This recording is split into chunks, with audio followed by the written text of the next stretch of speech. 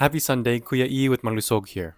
Let's talk about the three things on my mind heading into this week. One for your body, one for your sobriety, and one for your relationship. For the body pillar, the main idea, one of the most effective fat loss tools I've ever experienced isn't intense cardio, it's walking.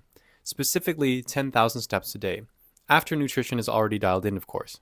And I've tried everything, HIIT, running, circuit training. They all failed me for the same reasons. They spiked my hunger, they weren't sustainable, and conditions had to be perfect. Especially in the season of my life right now as a new father, time is really tight. My fitness can't depend on perfect schedules. Walking works because it fits into real life. I can do it in short moments, I can pause it, I can interrupt it, and I can still show up, even with a full plate.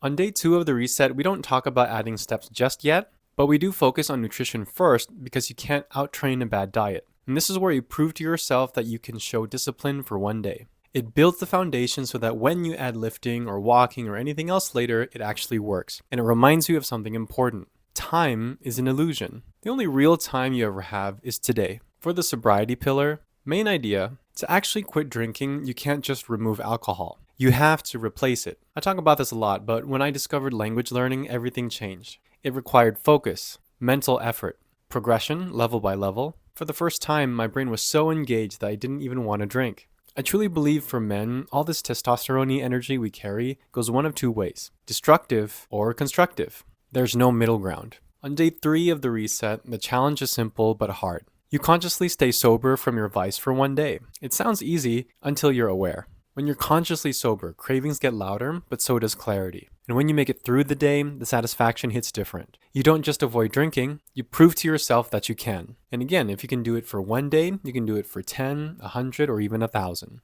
For the relationship pillar, main idea, keeping her happy does not need to mean losing yourself. Growing up in an Asian household, being a good boy was ingrained in me. That followed me into my relationships and eventually my marriage. This was one of the hardest things I had to change, but also one of the most life-changing. I had to start leading myself again towards success in the areas that mattered to me. And not at the expense of my wife, but so I could show up better for her. On day 1 of the reset, we start here. I ask you to reflect. What in your life needs to change? It's open-ended on purpose. It's your first real taste of introspection. You start asking better questions, and you'll be surprised how often you already have the answers. This is the true beginning of your reset. So just to recap, for body pillar, 10,000 steps a day is the most sustainable fat loss tool once nutrition is handled. For sobriety pillar, quitting drinking only works when you replace it with something constructive. And for relationship pillar, keeping her happy does not need to mean losing yourself. You lead best when you stay whole. If you want to experience these 5 days for yourself, the 5-day Malusog Reset link is in the description. Stay tuned this week for No Dad Bod Pillar on Monday, Sobriety Pillar on Wednesday, and Relationship Pillar on Friday.